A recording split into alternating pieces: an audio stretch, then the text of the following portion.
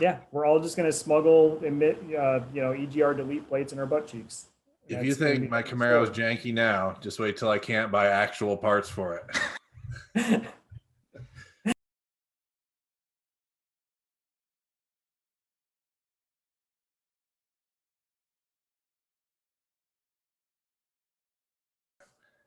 Hey, Witty hi banter everybody. and go.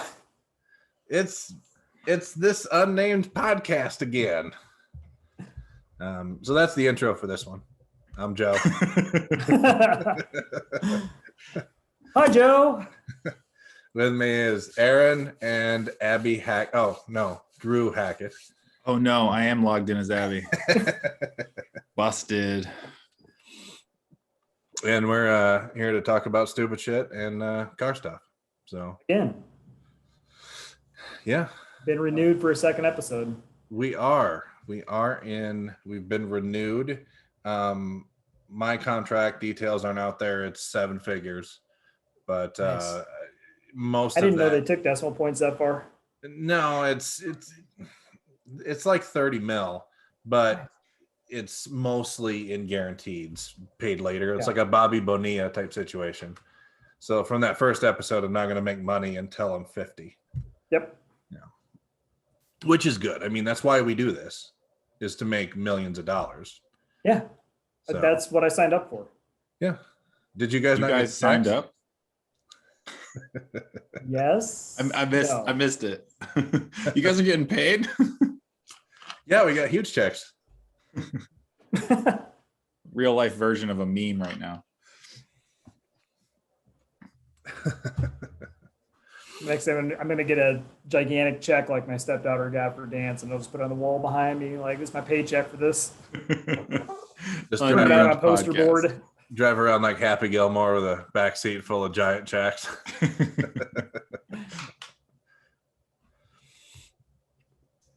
So on the last chapter, we talked kind of about the basics of autocross, kind of what brought us into autocross.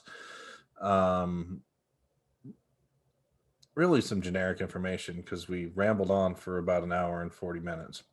Yeah. And we can because it's the internet, so fuck them. This time we got some topics we're going to talk about that are more current-ish / more real current.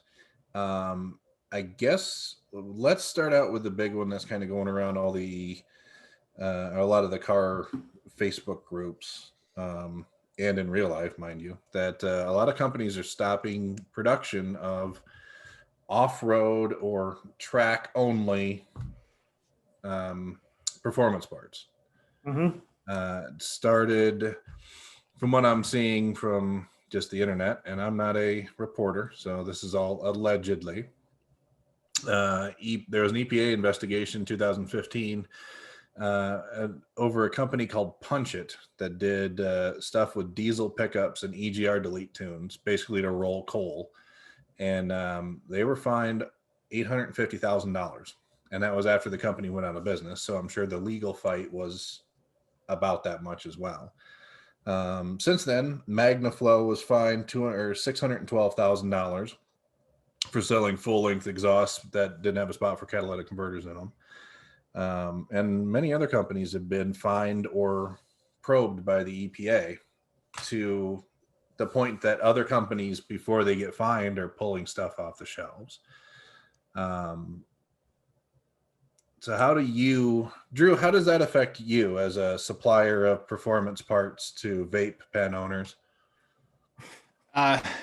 It's honestly, it's contentious because I'm not intentionally trying to do any harm. Like, I'm working with guys who are trailing their cars for the most part. You know, most of the guys that I deal with that do really aggressive stuff, it's a race car. You know, it's not a street car. You know, for the guys that are doing the cat deletes, that are doing, you know, other emission delete stuff, they're not street cars. But from a just for me selling stuff, I've pulled stuff from the website that I know won't fly. I know it's something that 2 weeks ago or a month ago was all right. As long as I got approval or someone said they're going to use it on an off-road vehicle, I was comfortable selling it. But now I'm not comfortable selling it unless I can confirm it's an off-road vehicle. So I've had to pull stuff from the website. Obviously, it's not a huge amount of sales on my part because my main focus isn't around that sort of thing. But a lot of suppliers just don't sell the stuff anymore either. Like they stopped making it, which isn't a bad thing. I think it's not terrible that they're trying to be cleaner and not delete a bunch of emission stuff. So the issue on my end is the EPA's stance is you can't modify a vehicle that was ever under the Clean Air Act. And you can't use an engine that was under a Clean Air Act in a kit car. So if this doesn't get modified, like if the stance by the EPA doesn't get modified, it's going to collapse basically all of racing in the US. Because IMSA uses a Clean Air Act car. Like then, every race car that comes out is from a manufacturer. Yeah. So, and then the only one that might survive is NASCAR because it's all purpose built. Nothing's from a, but you look at all the drag racing, you look at all the autocross, you look at all the track days, all the GLTC with Grid Life, SCCA time trials, all of it are using street cars at one point, even though they're not registered anymore and not insured anymore, and they're all trailered everywhere. The current ruling says they qualify for the Clean Air Act. So it raises a lot of questions, honestly. I don't know what is going to happen. So, I'm playing it safe on my end, which I think a lot of other people are, because right now they're going after people and it's not worth the risk. So I hope it changes. I guess it's kind of a, from my viewpoint, it seems like kind of a weird situation where were they able to quantify how much pollution is being contributed by people who were modifying cars or swapping engines in cars versus every other, car on the road, every other truck on the road, which in my opinion, I don't have any numbers to back it up, but would far outweigh every single car that's been modified. The topic that gets brought up is tire pressure. Mm-hmm. Think how a 4 PSI drop in tire pressure changes your mile per gallon. It's substantial. That doesn't work on my truck. They're 10-ply tires. So your truck's fine. But a lot of vehicles out there are getting 20% less gas mileage or 15% less gas mileage. That's a lot worse than my car that sees 20 minutes on track. Yeah. But I think it comes down to enforcement. They can't enforce tire pressures, but they can fine the manufacturer for selling 60,000 units of something called a EGR delete. Mm-hmm. So I think it comes down to enforcement more than it does actual quantifiable emissions creation or damage to the environment. Because there's obviously other things that are a lot worse than 500,000 cars that are getting autocrossed and drag raced. But how much money are they potentially taking out of the economy though? It's that massive. Would seem to be more quantifiable than the amount of emissions that's being skirted. And that's where SEMA and there's a couple other people doing the RPM Act again. They're pushing it again. So there's a lot of industry that's trying to get the ruling changed. And again, they're not trying to get it changed for street cars. They're not trying to get it changed for your, brand new Camry that wants to cut his cat off. That's not what this is about at all. Right. This is about a race car that wants to do a modification that's not factory. Yeah. and I think that's some of the confusion is that it's hard to, again, quantify like who is actually wanting this to be redefined. And it's the racers. It's not, most race car drivers aren't driving around with a pickup that's got a bunch of deletes in it, and like they don't have 4 other cars that don't have cats. Like, Yeah. a lot of them they modify 1 or 2 things and the rest, they don't have any more money to do anything else. Yeah. They buy a new truck every couple of years, and their wife drives a stock whatever, and they do what they want to do. And let's be honest about the street stuff. New cars perform so well. Right. There's not, it's not the 1970s where the emissions took 50-60% of the horsepower. Yeah. Like, it's a catalytic converter. If you saw a catalytic converter off a newer car and then put it in the dyno, you may not even see anything. May get a couple of horsepower at the most, but versus the 400 or so it came with, that's nothing. Yeah. They're definitely, I think they're picking on low-hanging fruit. Definitely. Because they know they can go after these smaller places, get a couple of big fines, and scare a bunch of other people into getting away from it. It's worked. Oh yeah, it worked. The thing that Volkswagen didn't, where companies would cheat the system, get these giant fines, and then a few years later, Chrysler was caught kind of doing the same thing. I'm pretty sure, allegedly saved them.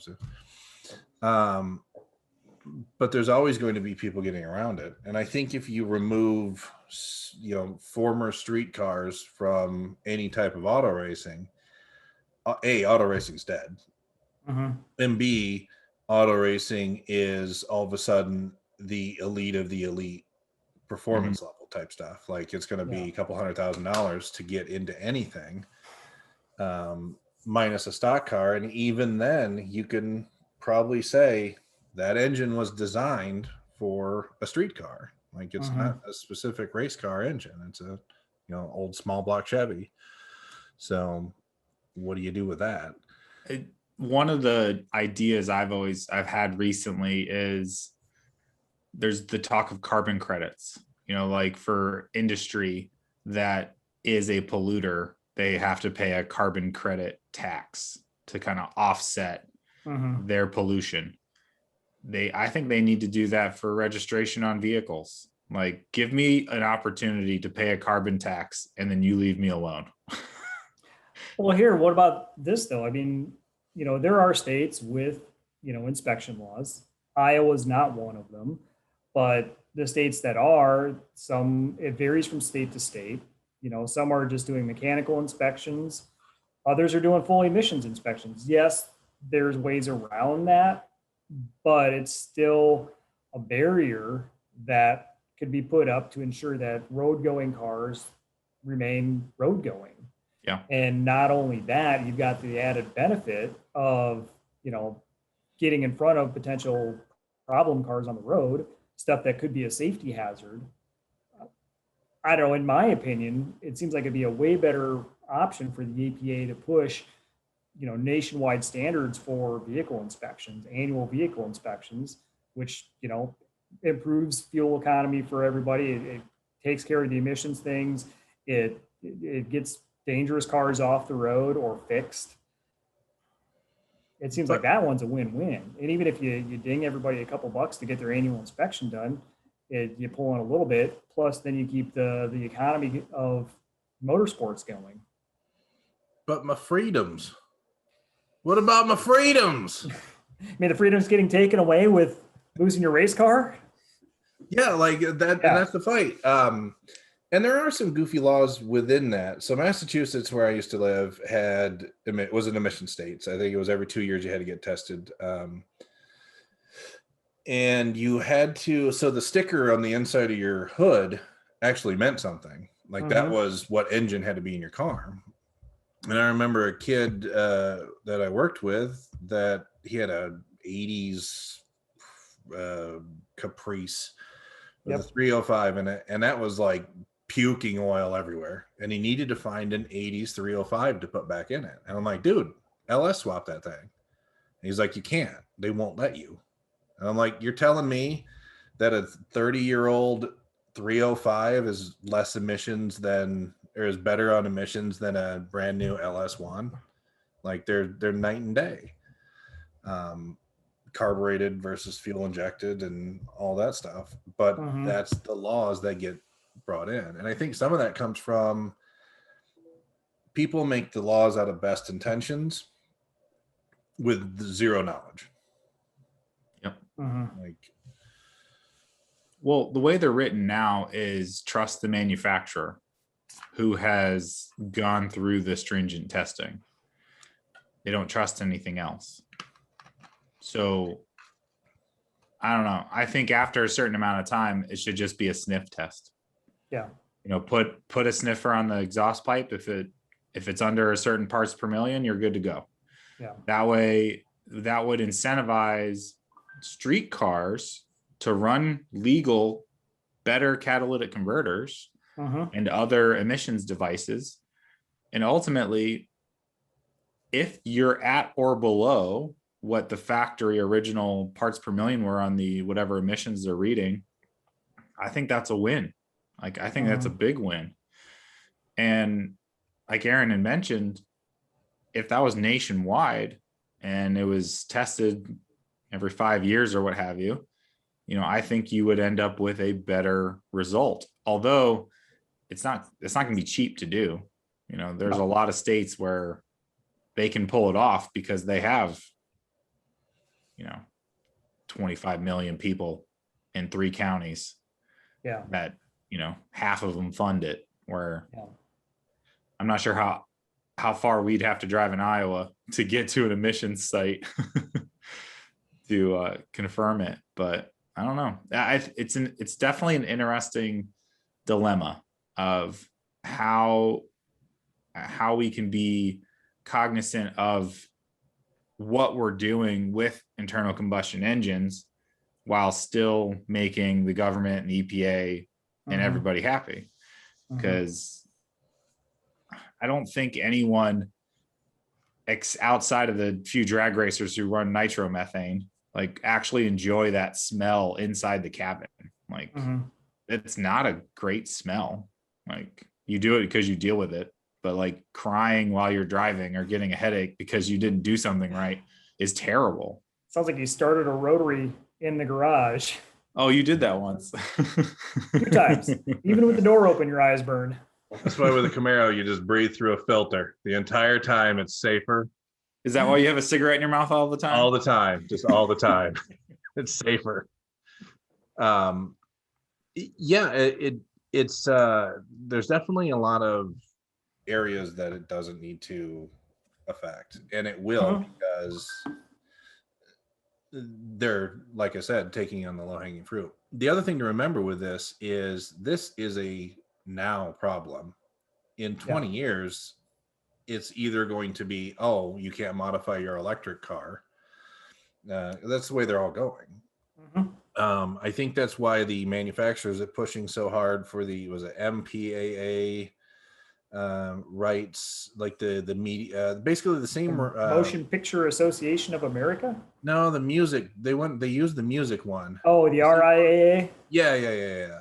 So they use those type of rights to claim the software on their cars are protected. Oh. Yeah. So then they can use that angle to say you can't modify our software because they might use it to steal music, or they might use it to pirate software or something along those lines. Because along this whole topic, when you modify a car from emissions, you have to go in and modify the computer as well. Otherwise, it's going to be like, I don't think it's running right. I'm just going to put it in a limp mode. Well, I think I read an article recently too, where somebody posted up that, you know, you start modifying a lot of newer, like really, really new cars, and it pretty much goes back to the baseline of where it was at until you update the ECU to know what to look for.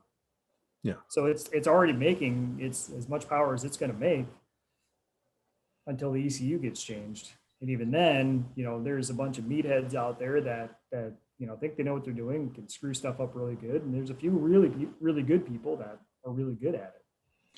And I think that's an important distinction, though. Like, we are trying to protect our hobby of, for the most part, older vehicles. Yeah.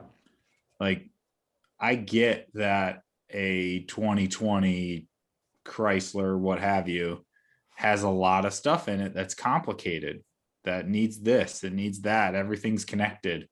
They sell however many units of them a year, and they all need to be clean and they all need to be safe. I get that.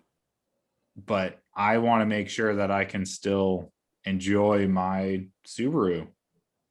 And that includes doing modifications to it. I'd be more than happy to pass a sniff test. Yeah. Like, and I think a lot of guys, or a lot of racers in general, would be fine with that. We're willing to pass weight tests. We're willing to pass, in NASA, they have to do horsepower tests. They have to confirm that they're under a certain spec. They have to, race car drivers don't shy away from rules as long as we can do something. We're literally the reason for the rules. Yeah. The FCCA rulebook is not small. And that's our fault. All of us. Nobody pushes the rules, guys. Not in everything that they do. Yeah, and talking about newer cars, if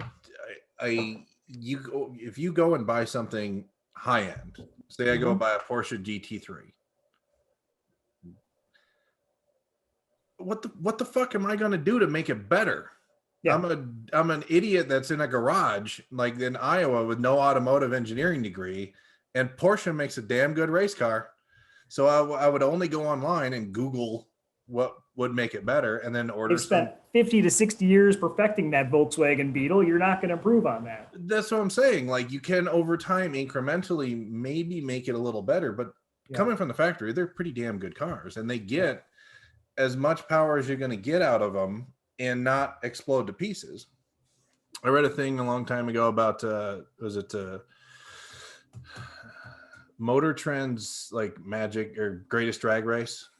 Like, they do that every couple of years, and so like Lamborghinis and Ferraris apparently have a lifetime limit on the amount of launch control you can use. Like, so it doesn't just chew itself up. And I'm sure you can get it reset with new clutches and whatnot. And so after every run, all the exotic cars would sit, all the Corvettes with superchargers would sit, and the guy was given like fun runs in the GT3, just being like, come on, let's keep going, and just buzzing down the track and having a happy old time, because that's what they designed it to do.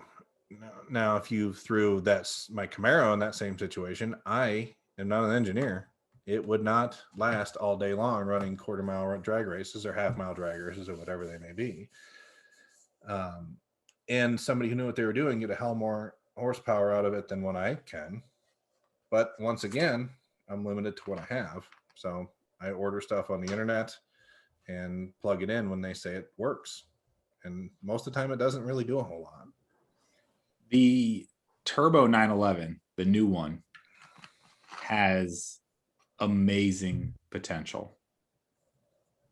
It's terrifying how composed that is. So there's a YouTube show, I think it's Speedster Rob Speedster, that he's hosting with him and Matt Ferreira, and I think it's Ferreira, and they're doing it's called Sorted, and spoiler alert, the brand new 911 Turbo with 1200 horsepower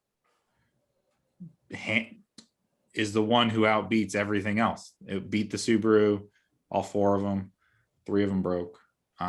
It beat the Mustang. It beat the, see what else was there? Was a Supra and drag slick. Like, everything basically broke. Like, all these cars that's, enthusiasts and shops built, they all broke because it's grueling to do what they did. They were trying to find which cars are quote unquote sorted, And it turns out that it's a kind of modified brand new Porsche that won like that. Yeah. And that says a lot, because there's been a lot of engineering going into some of these cars that were in that show. But it's we're in a really weird time with, like Joe said, about the electric cars coming forward and the internal combustion cars kind of not going to be forever. Like, why are we getting attacked now? Like, Yeah. it's wild. I think it is a lot to do with low hanging fruit, or it's just culmination of, investigations that have been happening for almost a decade. Now we're just finally hearing about it because things are becoming public, or things are actually getting fines are actually getting levied against people. So there was a fine, one of the Iowa warehouses, and that's connected to the one in Utah. I think they have another one in Kentucky. That's all one big conglomerate now, and they got hit with a $3 million fine from the EPA. They had 67,000 emission delete items that were sold. Really? So it's, and this has been since 2015. Like, they've been digging through this for a while. So it's not new, but it's definitely fresh. I guess it's a fresh wound, I guess. It's the way that I see it anyway. I'm okay with blaming the bro dozers rolling coal. That's where it started. Yeah. It's all them. Definitely. Their fault. And then anything that has the word delete in it now is got red flagged. So there's a lot of parts that aren't necessarily quote unquote emissions deletes, but they have the word delete in them. They've all changed their name. They no longer called really common name for anything that removes something or blocks something. Yeah. Regardless of what it was doing, I could call it my radio delete. In fact, all it is just a radio install kit that covers up the plate or the hole where the radio used to be. Yeah. The delete is you're not going to see that word very much in new parts, basically. And it's hard to change the terminology too, because they're looking at chat logs, they're looking at emails and phone calls. So, this isn't something you can hide from. If they want to come after you, you basically just have to say, all right, this is my records. This is how many I've sold. Levy the fine and I'll stop. Because back in 2006, 2005, 2006, I won't name any names, but two really big Subaru manufacturers were approached, and they no longer sell catless items since 2005. They had to modify some of their items, and they had to make sure that you could load a factory tune onto the car, and they worked on getting carb approved for everything, which is possible. It's possible to get carb approved for stuff. There's a turbocharger from Cobb that's carb approved on the new STIs. It's got a carb sticker. So it's possible to do the modifications, but it's no longer an avenue of a small business. You have to be a massive company that can spend $150,000 to get a product approved. So it's interesting. I don't have a good answer. I wonder if that's going to take it, and I don't know globally because I'm American and we only seem to give a shit about America. But globally, is the tuning thing a big thing? Like in Europe, I know the Middle East has a big tuning scene. Japan's got a big tuning scene. But EPA keeps pushing this. All it's going to do is just push that stuff overseas and make it so the American stuff isn't going to get modified. But somebody's going to make it somewhere. Someone will deliver it. Yeah. It's not going to stop. It's not going to stop people from changing stuff. It's just going to mean that it's no longer stateside, and one of the things I really love about this industry is the random guy who's an engineer and has a CNC machine in his garage can make really rad stuff for people in really low volume, but it's something that's needed, be it a billet adapter for something or a power steering adapter or something. If you remove their avenues of making money, they're not going to do it. So, I don't think breaking the law is the right, you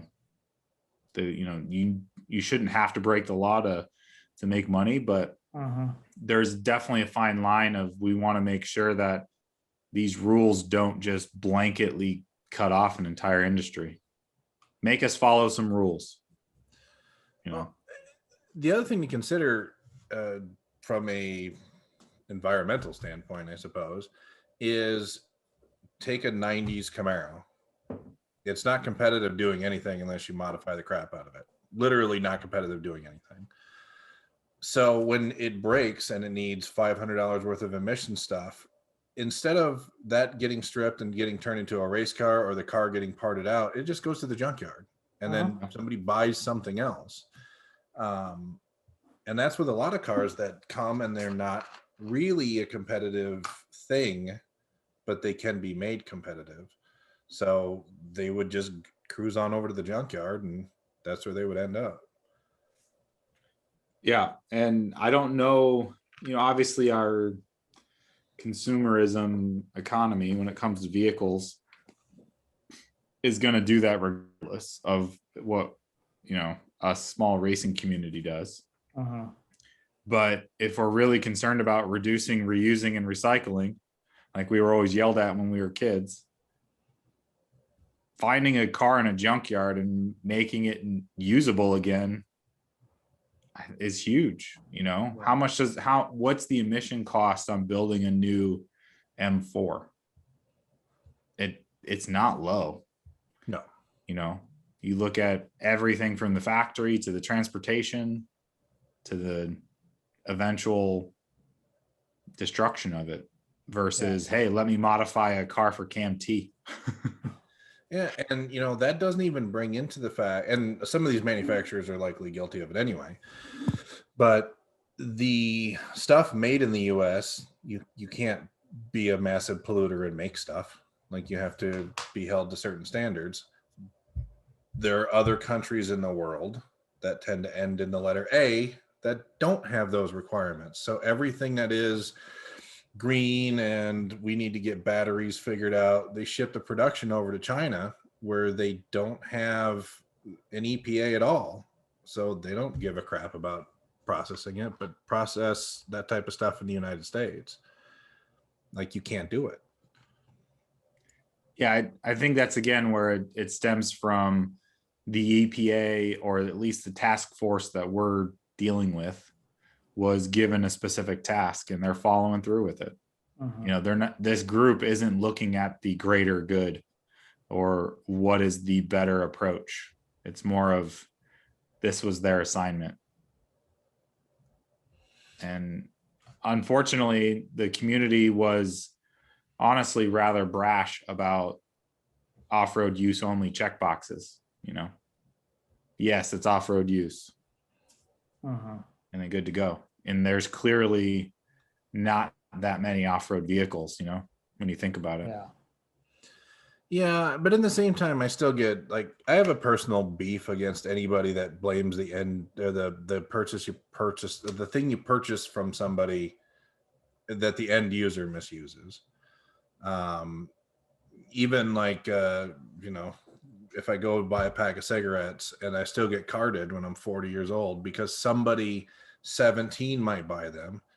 How is that the store's problem? Like, they're breaking the law. The store shouldn't have to worry about it. Same thing with these manufacturers. Like, they're making a product. If other people misuse that, they shouldn't necessarily be the only one using it or having that problem.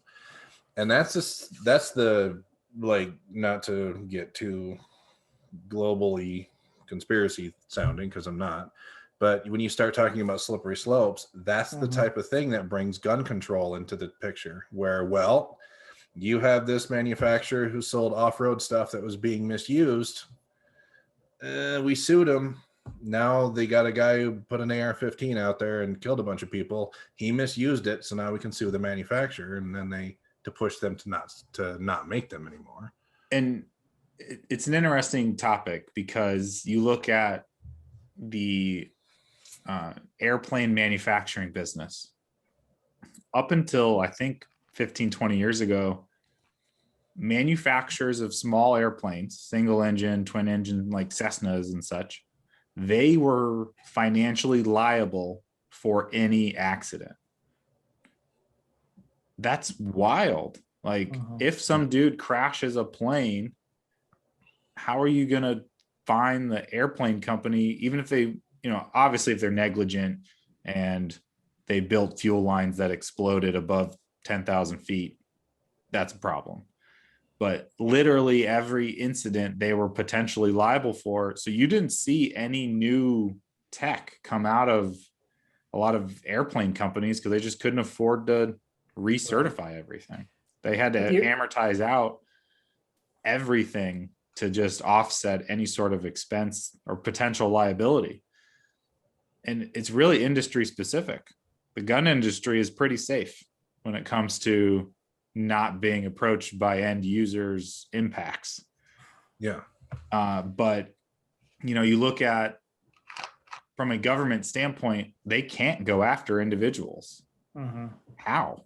They don't have the manpower to go after 67,000 people that purchase product.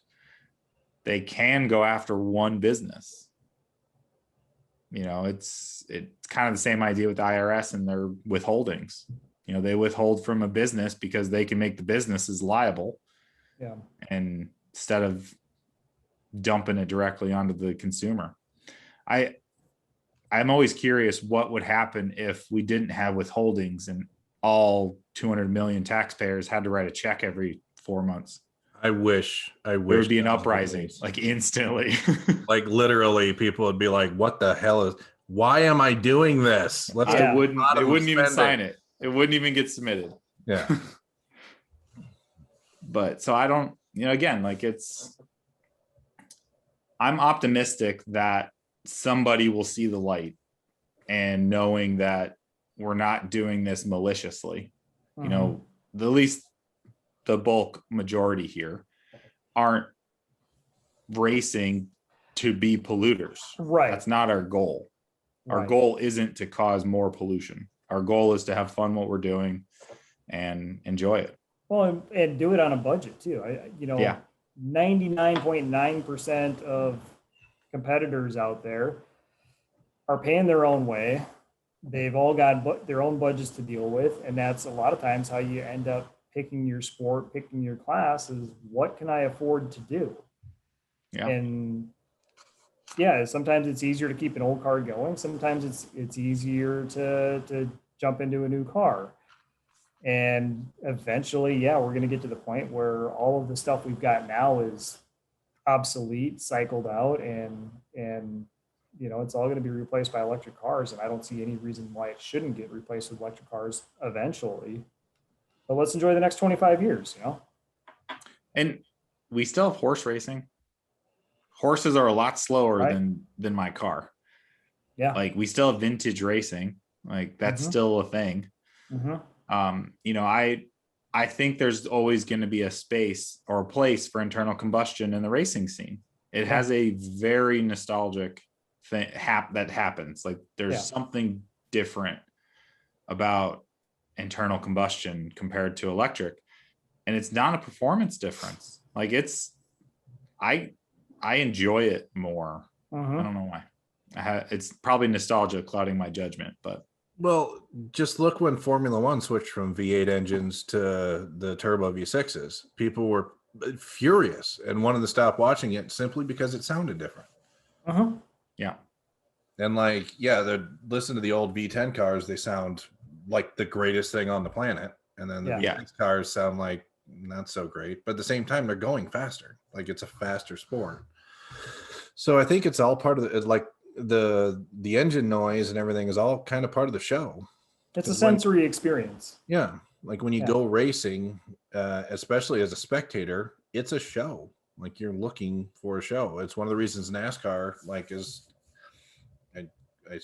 This might be dated by 7 or 8 years, but it's popular because there's crashes and shit, and people are like, "Wow, this is action."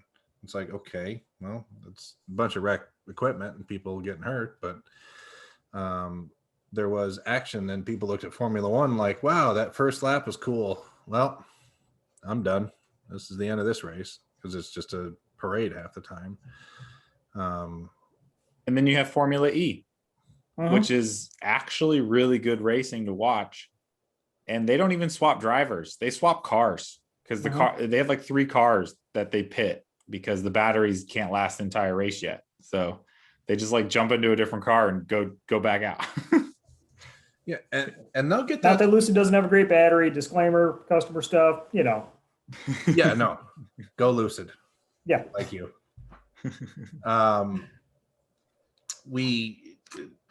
I think Formula E doesn't get the same respect as Formula One. Because Formula One has had the name. Like Formula 2, Formula 3, or as a Formula, I don't think it was Formula 2 anymore. The Formula 3 is still a big racing series, but nobody cares. And it doesn't make a noise. Like so that really affects people when they're watching it. And it sounds stupid, but watch porn with it muted. It's not the same. That's why I have giant speakers. I crank it. Neighbors need to hear that. You know, and that's part of the whole marketing thing about a lot of racing too, you know, that they advertise the noise, the feel. I mean, you feel the noise as it goes by. You don't get that experience with electric cars. And, you know, not that they're not going fast. They're going incredibly fast. They're incredibly talented drivers.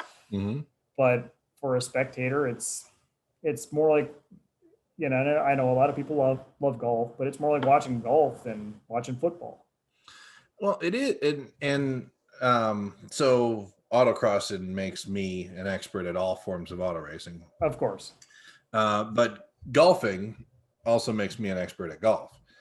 And when you see what they do, it's boring as shit if you have no idea what they're doing. But when you realize, holy crap, like he curved it around that tree and landed 12 feet from the hole, that is on purpose. God. He did it on purpose. Yeah. And it's amazing. So when you like do even like the lower levels of autocross, you see some of the people like running 150, 160 miles an hour, 4 inches away from each other around corners. And you're like, I can't even fathom that talent. Or the balls to do it. Like that's 9 times out of 10 that should end up as a crash, but it doesn't tend to. Or even just turning left at 190 miles an hour all day. It's like, that's a lot of work. Those guys are really good at what they do. Yeah. Like make fun of NASCAR all you want. It's incredible. NASCAR is a 3-dimensional sport. Like those cars they don't turn. Like they're not sports cars. They're huge and heavy. They bounce around. It's not just turn left, look at the yeehaw. No, like you're racing other people too, and that's kind of the whole thing. And they're trying to hit you. Yeah, NASCAR is a wild sport. Yeah, for a while there, it was whatever aero package they had set up. Once again, I'm dating myself 6-7 years, but it was 2 cars were the fastest, so they would just run around as pairs, bump drafting each other all the way around the track. And then the next year they changed the aero, and then everybody could bump draft everybody around the track. And like you can't drive down the interstate and keep 50 feet away from somebody without your palms sweating, let alone 2 inches, 3 inches, like 0 inches. Yeah, literally rubbing paint. And they don't crash as often as you would think. As they should. I mean, the cool thing I always enjoyed about NASCAR is simply the proximity. Like the speed is just neat, but the fact that they're that close and they know what they're doing is just fascinating. Because it's one thing to like, all right, I'm gonna pass this guy on this corner because he screwed up. Sweet, I've made it through. Versus, all right, we're both clipping 100 and whatever, I'm going to pass him in 4 laps because I have an extra tenth on each piece. Like it's just, it's wild. Well, and and it used to be, I wouldn't say it used to be, wild, wild west, but they did a lot of safety stuff. I was actually at the last race that was kind of the old school Winston Cup stuff. So there was a race up in Loudon, New Hampshire, where they used to have a gentleman's agreement to race back to the yellow. So the yellow flag started at the start finish line. And so when they waved it, all the crowd would go and finish that lap. And that's where they did. And it was like, hey, I'm here, you're here, gentleman's agreement, I'm going to slide in front of you. Like, this isn't going to be a big thing unless the crash is just behind me, then we're going to race back.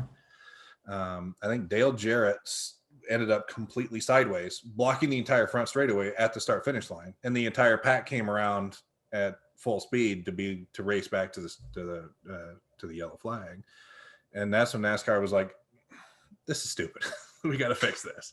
And so, and that was around the time they switched to, I think, Nextel Cup, and they started going through a lot of corporate sponsorship changes. And then the money went away. So rookies had to win immediately. Like if you watch an old race from the 90s, there's people that look like they're going 60 mile an hour around the track because they get past, because they're people that are, not field filling, but getting laps in, trying to get points, trying to get that 25th position over 28th position. But they know they're not going to win. Like they're not fighting the winner every time. And you watch a race 8 years later, everybody's fighting for the win and crashing and ruining it. And I'm trying to think of where I was even going with this. There was a point when I started this ramble out. But yeah, it's a sport that a lot of people don't like anymore because of the safety stuff. But without the safety stuff, you have your big stars die, like Dale Earnhardt. He's the biggest name in the game, maybe all time. Like you can talk about Richard Petty, but they lost him to a safety thing that potentially shouldn't have happened. Because safety now, when you look at some of the crashes that happen, and they walk out or are airlifted out and then cleared, it's mind-boggling. Like, even in the drag racing scene, the way that they've got the certs set up for the cages and how everything needs to be squared away, it's brilliant because you don't hear a lot about a lot of drag racers dying, and you haven't heard a lot of big sports car people dying either. Like safety has gone through the roof in a good way over the last decade. And again, it kind of rolling back to a little bit with the regulation we were talking about before.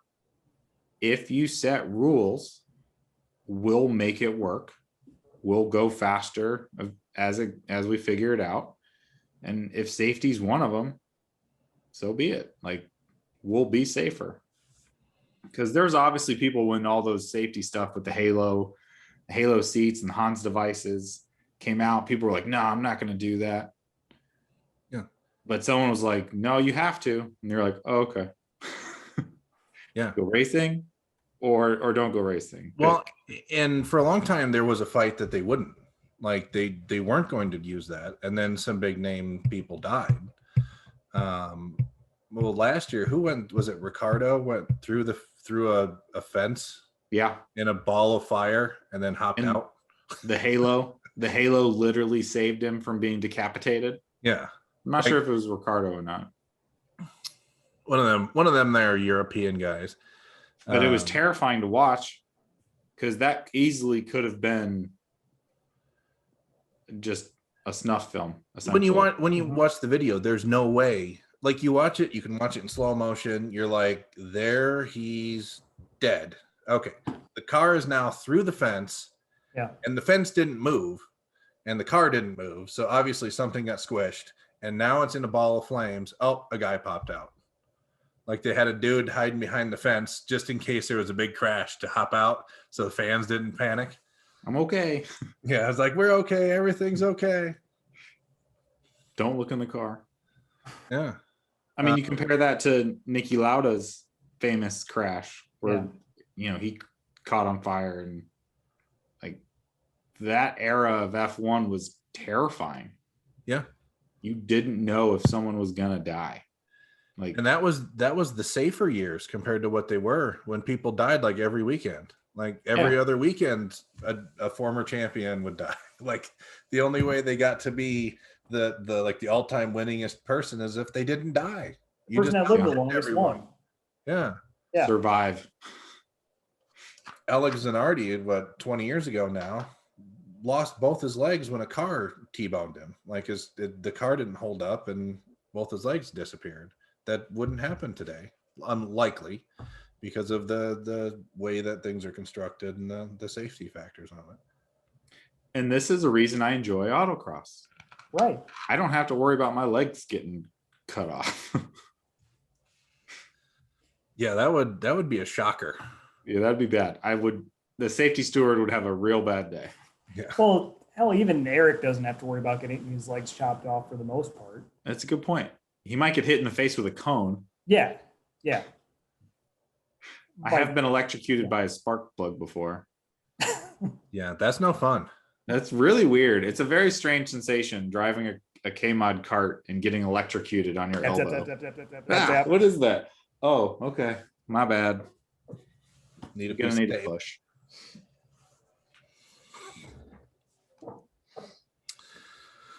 So what do you think the end game for all this stuff is? For who? For us, auto racing, the small guy. Does EPA snap us out of existence, or do we keep going? I don't want to go anywhere. Yeah. If I have to buy a new Subaru so I can keep racing and just don't touch it, just put tires on it, I mean, I'll make that sacrifice, but I don't want to. Yeah. When you said it like that, God, it sounds nice. On to our next topic of what class would you like to run in? Yeah, I see, a lot of, especially the exhausts and stuff, just getting made by local people. Yeah. And them pushing newer cars to change into stuff is only going to lead to older cars staying in service for longer. Yeah. If they came out and said you can't modify Camaros anymore, well, I'm not going to get rid of mine. Yeah. So race car drivers will always figure out a way. And race car builders will always figure out a way. I mean, that's how we end up with the crazy shock rules that we have, like, oh yeah, you can change your shocks in stock class or street class. Well, it's because, you didn't used to be able to do that. And guys would go out and buy 13, 14, 20 shocks, dyno test them all, find the best ones that were best matched for the car and use those. So somebody's going to find a way around something. Yeah. Well, and then you look at the beginnings of NASCAR. Yeah. They were modifying stuff for a reason. Yeah. Not that we're going to be run away from the cops running moonshine, but at the same time, well, they're methamphetamine, but at the same time, we're enjoying what we're doing, and I don't feel like it's hurting anybody to race my Subaru. So until someone tells me I can't.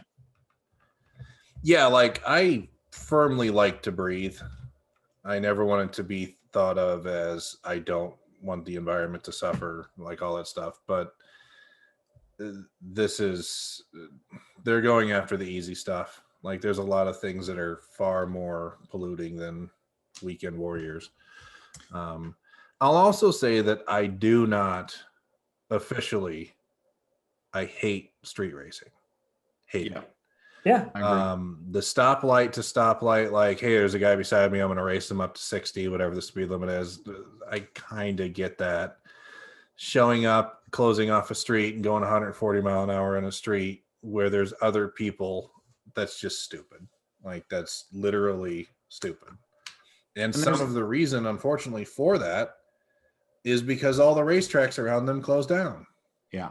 And so they could either drive 7 hours to go to a drag strip and race their friends, or they can just do it illegally. And this topic is not just specific to racing. The topic of give, for lack of a better term, degenerates something to do. Like I'm referring to skateboarders specifically because it's what I grew up as. Without a skate park, guess where we're going? We're going to the University of Iowa. There's a lot of really nice spots there. Yeah. They built a skate park and you saw a lot less skaters just randomly out on your steps because they had a place to go.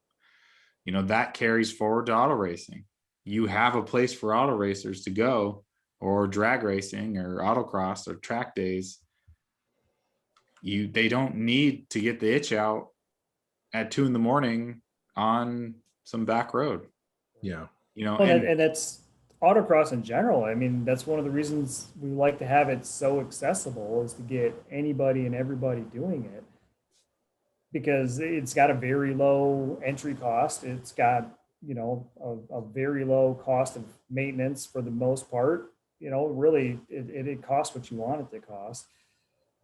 But at the end of the day, you make something illegal and then people are still going to do it. And it's just going to be criminals doing it then. It doesn't mean people are going to stop doing something because it's illegal. I mean, you can insert any political topic you want to in that one. Like, you make something illegal, it's still going to happen. It's just going to get more dangerous. Yep. And the real nice thing too about autocross is you can't replicate it on the street. You can't get that same slalom to a strong right-hander, to a nice sweeping left-hander, you know, through a couple offset gates. That doesn't exist in the street. Like, you can't get that. You're trying to think of one roundabout. University cat roundabouts. Yeah. You can't get that same. You got other cars there, so you're not going to do it. They're 2 seconds. So yeah, it's a way to get that out of your system a couple times a month, and it works. You get it out of your system. You can't get the same simulation on the street, but you can take the things you learn from doing it and become a better driver on the street. Exactly. Yeah. Because if you do get squirrely due to debris or ice or what have you, you're only dealing with one element. At an autocross, you just left an element and there's 4 more you're preparing for. Right. So it's very easy to fix one mistake or fix one slide on the street an evasive maneuver. It's a lot easier than it is when you're dealing with it on an autocross. So that the knowledge of how to navigate through a scenario, you know, be it if you're dodging cones or if you have to dodge a deer, like that, that mental aspect of it is there. It's ingrained if you've been doing it long enough. You know, just remember the cone and the deer are going to leave different damage on the vehicle. So don't hit the cone, avoid the deer. Hit the cone, avoid 2 second penalty for deer. And I don't know, Lainey can probably tell us what the penalty is for hitting deer. Didn't she hit one recently? No, that was my wife. Oh, okay. Lainey got rear-ended by another car. Oh, ouch. That's at least a 4 second penalty. Yeah. So I think the end answer of everything is keep everything legal and everybody's required to autocross and there's no more problems. Perfect. Or at least Fixes required everything. to give us spots to autocross. I'll end the topic by saying whatever the EPA does eventually won't matter because you could buy heroin in prison. Yeah. Like, solid point. Yeah, we're all just going to smuggle EGR delete plates in our butt cheeks.